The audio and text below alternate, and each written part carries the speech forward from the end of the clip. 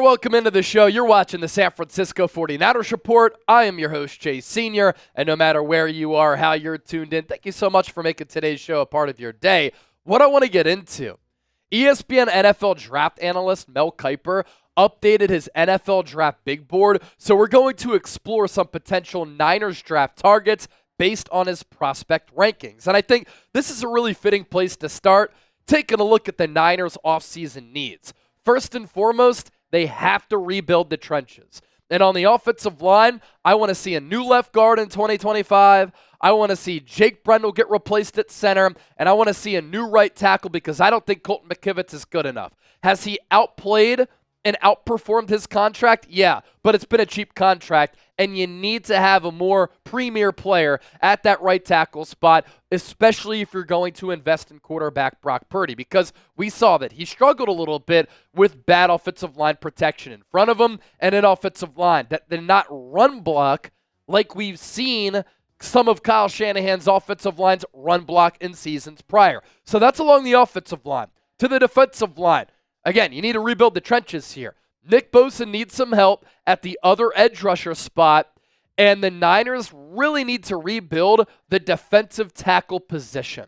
Look at what Chris Jones does for the Kansas City Chiefs. Look at how Jalen Carter wreaked havoc against the Los Angeles Rams and the Green Bay Packers and the Philadelphia Eagles' first two playoff games. If you get that interior pass rush, it is a game changer for your defense. Elsewhere on the defensive side of the ball, you need corner depth, you need linebacker depth, and safety depth.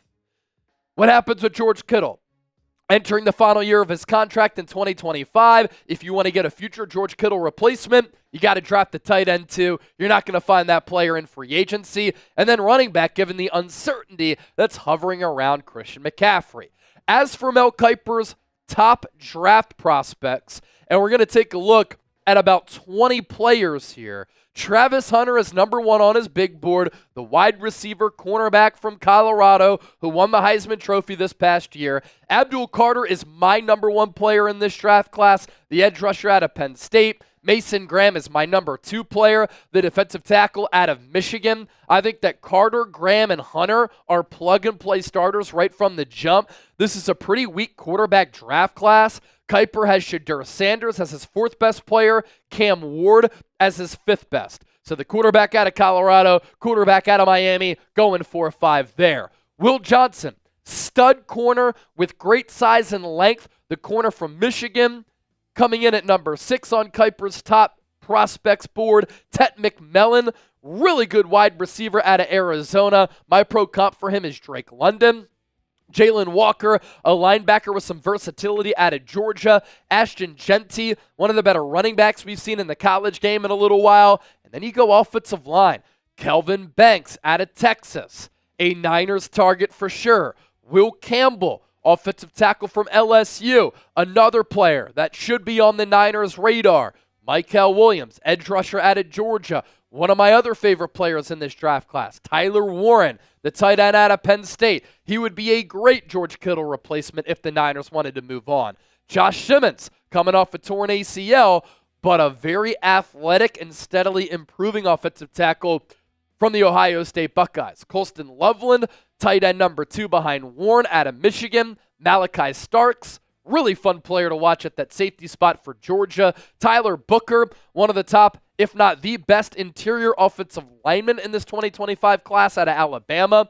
Nick Emmanwori, the safety out of South Carolina. Luther Burden III, wide receiver out of Mizzou. And then Jahad Campbell, linebacker out of Alabama. So those are Mel Kiper's top prospects. Obviously, that big board is long and vast, but we wanted to give you some players right there. And with that, we segue to this. What say you? What should the Niners do, and who should they draft with the 11th overall pick in April's NFL draft? Drop me a name down in the comment section right now. I have 3 dream targets for San Francisco, considering their needs and how special that I think these players are going to be. Travis Hunter, cornerback wide receiver. I truly believe that he can be the Shohei Ohtani of the NFL. I think that he can impact games at the wide receiver spot, has the build of Deshaun Jackson, but I think he's a better contested catch receiver as compared to to Deshaun Jackson, who goes down as one of the most explosive, one of the best deep ball wide receivers in the history of the NFL. He's also top 5 in 80-plus yard touchdowns throughout his career. Jerry Rice is up there as well. On the defensive side of the ball, I think that Travis Hunter can be a lockdown corner on the outside. What does a team do with him, considering that he could play on both sides? And the NFL game is very physical. A lot of snaps that he registered at Colorado. Do you have durability concerns? I think that he can be a wide receiver in certain situations. And then maybe on obvious passing downs, you put him out there at corner, and he could be that gambler like Asante Samuel, and he could pick off some passes. Abdul Carter, edge rusher out of Penn State. His first year as an edge rusher was this year. He has bend, twitch, speed, explosiveness, an array of moves from that defensive end spot, and he can consistently get after the quarterback. And then there's Mason Graham. I think that he can be an impact starter right from the jump, and I think he's going to be a really good player for the next 10 years. He has underrated defensive line versatility, where at Michigan he kind of lined up everywhere. He's so strong, really good anchor. He can beat you in a variety of ways too, and I think that he is a matchup nightmare going up against some of these slower and weak-footed interior offensive linemen. What the Niners do need to do this offseason, whether it be in the draft or in free agency, they have to get faster as a football team. On the offensive side of the rock, this is really where they missed Brandon Ayuk and Christian McCaffrey this year. They were slow. And so Travis Hunter is that player who's so dynamic, so versatile, and he has blazing speed. The Niners also need to get an edge rusher and a defensive tackle. It's not either or this offseason. They need to get both. Carter and Graham, they can be high-level premium players for a very long time. Here's a caveat. Unfortunately, I don't think those players are going to be available unless the Niners trade up. What will dictate how the board falls is this: how many quarterbacks go off the board in a weak quarterback class before the Niners pick? It's actually unfortunate that the Niners are at 11 in a weak quarterback class as compared to last year when you saw a handful of quarterbacks go off the board in the top 10, leading to good players falling. Jalen Carter, for instance, a couple of years ago, good quarterback class. He fell to number 9. If you're at 11, you could trade up to 9, and imagine Jalen Carter on this Niners team. It would be incredible to see a player of that ilk, of that caliber on this football team. So if you're a Niner fan, you were hoping that a lot of quarterbacks go prior to the Niners, leading to a good player falling. With that, here are realistic options at number 11, in my opinion. Will Johnson, the cornerback out of Michigan, Jalen Walker, linebacker edge rusher out of Georgia, Kelvin Banks, offensive tackle from Texas, Will Campbell, offensive tackle from LSU, Michael Williams, the edge rusher out of Georgia, Tet McMillan, wide receiver out of Arizona, Tyler Warren, tight end Penn State, Josh Simmons, offensive tackle Ohio State, Malachi Starks, safety Georgia, and then Tyler Booker, the guard out of Alabama. Talked about those players a little bit so far. I'm about to expand on them coming up just around the corner. But make sure you hit that subscribe button. The most elite Niners coverage in season, off season. You can find it right here on this channel. So lock us in today as we approach 156,000 subscribers. Our sponsor for today's show, our friends at Game Time, the best app in the ticketing marketplace. Thanks to Game Time Picks, curation makes it easier to find the best seats at the lowest price guaranteed. Prices drop as the event gets closer. Last minute tickets, lowest price guaranteed. That's what Game Time offers you. That's what sets them apart from every other ticketing app in the marketplace. They have flash deals and zone deals, the lowest price guaranteed. If you find a lower price elsewhere, Game Time will credit you 110% of the difference. It's not just an app for sporting events. You can go to concerts, comedy shows, theater events, and a whole lot more. And Game Time Picks is a great feature. You don't have to sort through thousands of tickets. Game Time will give you the best vantage point and the best price point for your seats. It's awesome how you can see the view from your seat before you buy, so you know exactly what to expect when you arrive. So download the Game Time app, create an account, use the code CHATSPORTS, CHATSPORTS, for $20 off. Terms apply. First purchase only. Last minute tickets. Lowest price guaranteed. As for those realistic options for San Francisco, let's run through all of those players here. Here's what Mel Kiper had to say about Will Johnson, the cornerback out of Michigan. His stats over 6 games, 21 tackles, 1 TFL, 2 picks, 3 pass breakups, and 2 defensive touchdowns in 6 games. From Kiper, Johnson is so instinctive in coverage, and his ability to read quarterbacks jumps out when you watch him. He has great quickness in his transition, allowing him to make plays on the ball. Returned both of his interceptions this year for touchdowns, and you can see those instincts throughout his first pick 6 in Michigan's opener against Fresno State when he jumped the screen, took the ball 86 yards to the house. He has 9 career picks. He missed the team's last 6 games with a toe injury. Can you imagine this? Diamador Lenore, Renardo Green, and Johnson as the Niners' young secondary. They'd be able to hold up in the pass game, and if that defensive line gets home, they can feast on that back end. Mel Kiper on Jalen Walker.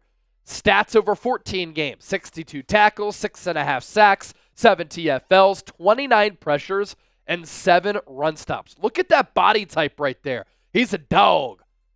Walker gets into the backfield as if he were shot out of a cannon, and his bend and explosion off the edge helps him beat blockers and get to the quarterback and ball carrier. He's a versatile defender with experience as an off-ball linebacker and as a pass rusher. His sideline-to-sideline speed gets your attention when you watch the tape. In Week 8 against Texas, he picked up 3 sacks. I am very intrigued by where he went to school, Georgia. They're developing prospects at an unbelievable rate who are NFL-ready guys. I'm also intrigued by the versatility. If the Niners let Dre Greenlaw go, you pick up a player like this who can rush the passer, drop back in coverage, use him as a chess piece at that first and second level. He could be a highly impactful player for this Niners team. Here's what Mel Kiper had to say about Kelvin Banks, a player who I've talked about a couple of times here on the show, the Texas offensive tackle. Niners need to upgrade the offensive line for sure. 15 games, 15 starts, 1 sack allowed. He has 42 career starts under his belt, with every snap coming at left tackle. And amazingly, he gave up only 3 sacks during that time. He has the mobility to quickly block off the edge and then the frame and the strength to take care of power rushers. He just needs to become more consistent in the run game as a blocker. He missed the SEC championship with an ankle injury, but returned for Texas's college football playoff games. Kelvin Banks plays under Steve Sarkisian. Steve Sarkisian, runs a lot of the elements of Kyle Shanahan's offense. So he would be a good scheme fit. Kyle Shanahan went to Texas, has familiarity with that program. He pops in from time to time, and I think that Banks would be a good scheme fit and a good pick for San Francisco here. Then there's Will Campbell, another offensive tackle who people like a little bit more than Banks. I kind of side with Banks over Campbell, but it's very close. 11 starts, 2 sacks allowed for LSU. Started for LSU since 2022. Gave up just 2 sacks during that first year. He has a big frame, and his solid footwork and technique make him an effective pass protector at that left tackle spot. So both Campbell and Banks, more left tackles. Can they take over at right tackle in the time being, and then eventually take over for Trent Williams? That could be a thought there. The Niners will have their pick of the litter at offensive tackle. You could go Banks. You could go Campbell. You could go Simmons. You could go with Josh Connerly, the Oregon offensive tackle, who's starting to climb up draft boards as well. Mel Kiper on Mykel Williams, another Georgia player. 12 games, 24 tackles, 10.5 TFLs, 5 run stops, 5 sacks, 21 pressures, and 2 forced fumbles. Disruptive player here. And Kiper said he's extremely explosive, wins as a pass rusher with speed to power. His bend off the edge is outstanding. The tools are all out there, and his upside is immense. Scouts are hoping to see more consistency in his game and some improvement in his sack totals. Had 4.5 in back-to-back seasons while playing in Georgia's deep front 7, but he totaled only 5 in 2024. 2 against Texas in the SEC championship game. Missed time early in 2024 with a grade 2 left ankle sprain. A player like this worries me a little bit because it's too much of a projection for me. I'd rather go with the player who's more of a sure thing, but he could be a Chris Kocurek developmental project. Mel Kiper on Tet McMillan. 12 games, 84 catches, 1,300 yards, 8 receiving touchdowns. He's a big-bodied wide receiver who can be a mismatch for smaller corners. His great size, body control, concentration, and hands help him consistently win in contested catch situations. He can snatch the ball, make it look easy, and while McMillan plays with more physicality than speed, he generates late separation to get open. He was 3rd in receiving yards in the country. My pro comp for him is Drake London, who's turned into a really good player for the Atlanta Falcons since they took him in the first round out of USC. 1, I don't think the Niners are going to draft the wideout in the first round. 2, I don't think they need to. Number 3, they need separators. They need man beaters. I don't know if they go with a big-bodied wideout like this, but I do think he's going to be a good pro. One of my other favorite players in this draft class is Tyler Warren. Might be a difficult player to pass up on at number 11. In 16 games in 2024, 104 catches, 1,200 yards, 8 touchdowns. Super versatile. He can be used as a traditional inline tight end at H-back, at fullback, out of the slot, or lined up out wide. He's a reliable pass catcher, and once the ball is in his hands, he can break free. He had 700 yards after the catch this year. He was incredible against USC in October, hauling in 17 catches for 224 and a tutty. It tied for the most single-game catches by a tight end in FBS history. This dude is a freak. This dude can pick up yards after the catch like George Kittle. Not going to be the blocker that Kittle is, but let's just say Kittle's entering the final year of his contract in 2025. This is a team that's getting expensive and older. You let Kittle play out the final year of his deal. You let Kyle Juszczyk go. Tyler Warren can replace Kittle in 2026. You run 2 tight end sets a lot in 2025, and he could play a little bit of fullback for you in 2024. I'd love the pick. I know tight end would be a luxury selection, but I love the player. And if the Niners go best player available, hard to pass up on. Mel Kiper on Josh Simmons. He likes Simmons to the Niners in one of his recent mocks. 6 starts, no sacks allowed. Suffered a season-ending injury against Oregon, a former San Diego State right tackle. He had looked really good on the left side after transferring to Ohio State prior to 2023. So that's a 2-year sample size there, considering, 2024 is a little bit cut short. But with Ohio State 2023 into 2024, he's just very consistent, showing excellent footwork and balance and pass protection. I really like the way he drives defensive ends off the ball and gets to the second level. If he had stayed healthy this year, I think he'd be in the offensive tackle 1 mix. Now, the injury, the torn ACL, it concerns me, especially with the team that has been snake-bitten by injuries and coming off a year in which they lost a lot of marquee players to injuries. But man, the talent is certainly there. Kiper on Malachi Starks. 14 games, 67 tackles, 3 TFLs, 3 run stops, 4 pass breakups, 1 pick. This dude's a safety all around the field. He has a skill set to affect the game in a variety of ways. He's a force against the run from the back end and doesn't miss many tackles. He closes so fast in coverage, allowing him to break up some passes, and he has spent time lined up over the slot. Plus, he has outstanding hands to finish plays. We saw that in action in Week 1 against Clemson when Starks made an incredible leaping pick in the 4th quarter. Producer Chip shaking his head because he remembers that play. I remember it as well. And Starks is such a fun player to watch. Can you imagine if you pick him up and you have him, Malik Mustafa at safety, and then you sprinkle in Jair Brown from time to time? You're pretty good at that 3rd level. But also, a lot of players with positional versatility there. And then Mel Kiper on Tyler Booker. 13 games, 13 starts, no sacks allowed. Strong, shows great movement traits at the point of attack. No one gets by him in pass protection. He does a nice job keeping his feet. He's also a solid run blocker who plays with power, has the quickness to get to the second level. Very underrated in this class. Should be a good pro. He allowed 1 sack over 3 years at Alabama. Guard is definitely a big need. I'm just not sure that the Niners would take one in the 1st round. That might be a little bit too early for San Francisco, but if they want a plug-and-play starter, they let Aaron Banks go, who can net $8 to $10 million per year in free agency, and you put him at left guard. You have Dominic Pooney, all-rookie team at right guard. You find a center in the mid to late rounds or in free agency. You're shoring up left guard, center, right guard. Do you replace Colton McKivitz? Do you let him play out the final year of his contract? He could be at least passable at that point. That's how this reconstruction can take place very quickly. A lot of you are probably saying, Chase, you just went through all of these players as targets for the Niners at number 11. No Ashton Jeanty? Look, my team building philosophy, unless a player is really special, you don't take running backs in the first round. Unless you take that running back as a luxury pick. Like, if you're the Detroit Lions and you were looking at Jahmyr Gibbs and you're like, we have a pretty good roster everywhere else, let's just go Jahmyr Gibbs, Sam Laporta. It worked out for them. But the Niners have so many more needs outside of running back where you don't need to go Ashton Jeanty at number 11. So which of these prospects do you like the most? We just ran through a lot of them with some scouting intel, some of my opinions as well. Drop me a name or names down in the comment section right now.